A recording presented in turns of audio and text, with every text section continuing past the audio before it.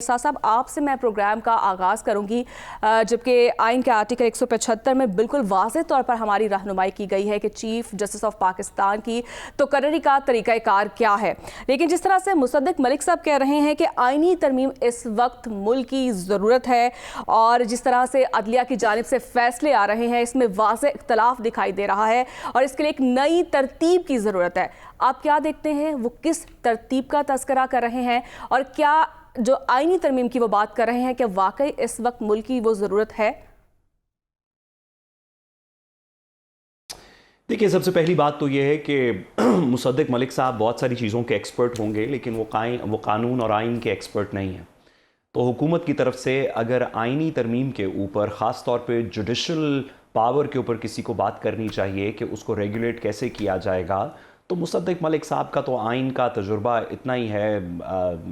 जितना कि किसी भी पाकिस्तान में राह चलते बंदे को आइन के बारे में ज़्यादा पता हो। तो हमें किसी सीरियस बंदे से इस पर बात करनी चाहिए, लॉ मिनिस्टर साहब को, दीगर लोगों को बात करनी चाहिए। लेकिन इसको ज़रा वजाहत कर लेते हैं कि जो वो बात कर रहे हैं उसमें और आइन में फ़ासला कितना है। सबसे पहले तो ये बात कि आइन के फ़ैसलों के अंदर या सुप्रीम कोर्ट के फ़ैसलों के अंदर मुख्तलिफ़ चीज़ें कंक्लूड की जा रही हैं। कुछ जज साहिबान इस तरफ फ़ैसला करते हैं, कुछ जज साहिबान उस तरफ फ़ैसला करते हैं किसी भी एक लीगल पॉइंट के ऊपर। ये तो मुसद्दिक मलिक साहब बताएं क्योंकि उनको वो दुनिया की मिसालें दे रहे थे कि कोई दुनिया में ऐसा मुल्क भी है जिसमें हर शख्स आइन की एक ही तशरीह करता है।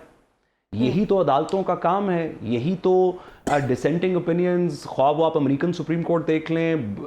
इंग्लैंड की अदालतें देख लें, भारत की देख लें, हमारी अपनी देख लें, जजेस के इख्तलाफ से ही तो कानून आगे डेवलप होता है। कोई शख्स आज कहता है कि फॉर एग्जांपल जजेस के इख्तलाफ की बात कर लेते हैं, जस्टिस साकिब निसार साहब के बेंच ने कहा कि 62(1)(f) के अंदर जो शख्स डिस्क्वालीफाई होगा, नवाज शरीफ साहब, वो फॉर लाइफ हो जाएंगे।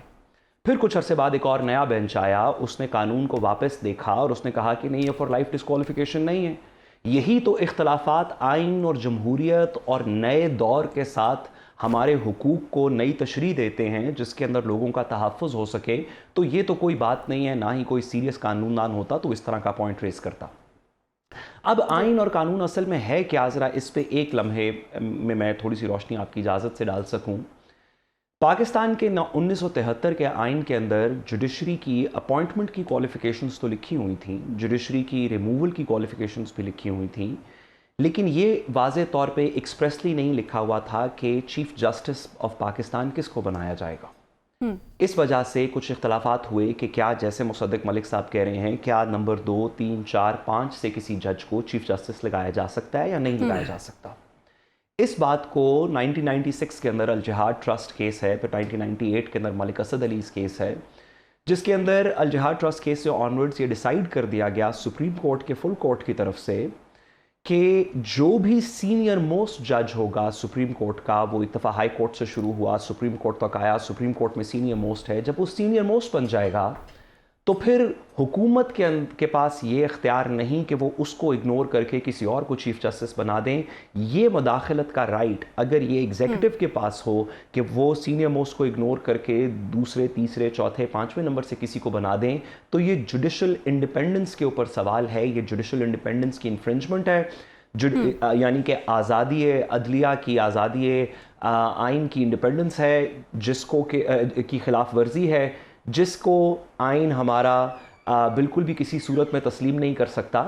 इस बात को अल जिहाद ट्रस्ट के अंदर क्लैरिफाई किया गया और इसकी वजह से इंडिपेंडेंस ऑफ जुडिशरी के नाम पे एग्जीक्यूटिव जो होता है, यानी प्राइम मिनिस्टर और जो हमारी एडमिनिस्ट्रेशन है, उसको अदालत के अंदर तकर्रियाँ करने से रोक दिया गया। जब थोड़ी सी मज़ीद बात हुई इसके ऊपर और इफ्तिखार चौधरी साहब के टाइम पीरियड के पे बहुत सी ऑपोजिशन आई उस वक़्त के चीफ जस्टिस के ख़िलाफ़ और कहा गया कि चीफ जस्टिस साहब ने हुकूमत के ख़िलाफ़ एक महाज खोल लिया है, तो इफ्तिखार चौधरी साहब के वक्त इस प्रोसेस के अंदर एग्जीक्यूटिव की कुछ आवाज़ डाली गई कि जुडिशल अपॉइंटमेंट के प्रोसेस के अंदर, जिस तरह आज वाज़े है आर्टिकल 175A के तहत 18वीं तरमीम 19वीं तरमीम के अंदर ये डाला गया कि लॉ मिनिस्टर, अटॉर्नी जनरल और बार के कुछ मेंबरान की भी आवाज़ होगी और एक जुडिशल कमीशन जो है वो जजेस की तकर्री करेगा। लेकिन साथ ही साथ ये आवाज़ देते हुए 18वीं तरमीम ने ये बात क्लैरिफाई कर दी आर्टिकल 179 के नीचे कि जो प्रिंसिपल अल जिहाद ट्रस्ट केस में डिसाइड किया गया था कि बाकी तो जजेस की अपॉइंटमेंट किसकी कैसी क्वालिफिकेशन है उसके लिहाज से किसी को जज बनाया जाएगा या नहीं बनाया जाएगा, लेकिन जब एक दफ़ा जज बन गया और वो सीनियर मोस्ट बन गया तो फिर किसी के पास इख्तियार नहीं होगा उसको इग्नोर करने का, और सीनियर मोस्ट जज सुप्रीम कोर्ट का चीफ जस्टिस ऑफ पाकिस्तान होगा। मैं ये भी वाजे करता चलूँ कि ये वाला रूल हाई कोर्ट्स के अंदर नहीं है। हमने अभी देखा लाहौर हाई कोर्ट के अंदर भी, इससे पहले इस्लामाबाद हाई कोर्ट की एग्जांपल्स हैं, दीगर हाई कोर्ट्स की एग्जांपल्स हैं, जहां पे जुडिशल कमीशन जिसके अंदर एग्जीक्यूटिव की भी अब आवाज़ है, वो ये तैनाती कर देता है कि हम नंबर 1 सीनियर मोस्ट जज को नहीं, नंबर 2, 3, 4, 5 में से किसी को चीफ जस्टिस हाई कोर्ट का मुकर्रर कर रहे हैं, या सबसे सीनियर मोस्ट जज को सुप्रीम कोर्ट हाई कोर्ट से सुप्रीम कोर्ट नहीं लेके आ रहे, दूसरे, तीसरे, चौथे, 5वें नंबर से किसी को सुप्रीम कोर्ट में लेके आ रहे हैं। ये आइन के अंदर इतना इख्तियार मौजूद है कि आप हाई कोर्ट के अंदर ये काम कर सकते हैं, लेकिन आइन पाकिस्तान का में बड़ी वाज़े तौर पे आर्टिकल 175A3 के नीचे ये लिखा हुआ है कि ये जो अल जिहाद ट्रस्ट का प्रिंसिपल है इसको वायलेट नहीं किया जाएगा जी। और जो एज ऑफ डिटर्मिनेशन है जज की, वो भी आर्टिकल 179 के नीचे, आइन के नीचे वाज़े तौर पे लिखी गई है कि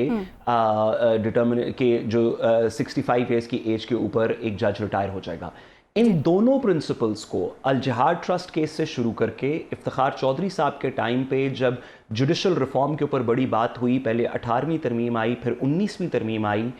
इन दोनों तरामीम के अंदर तमाम पॉलिटिकल पार्टीज़ ने सोच विचार करके इंटरनेशनल प्रेसिडेंट्स देख के ये सेटल किया कि हाई कोर्ट में तो ये प्रिंसिपल अप्लाई नहीं होता, लेकिन सुप्रीम कोर्ट में सीनियर मोस्ट जज सुप्रीम कोर्ट जो है वो चीफ जस्टिस होगा और 65 इसकी एज होगी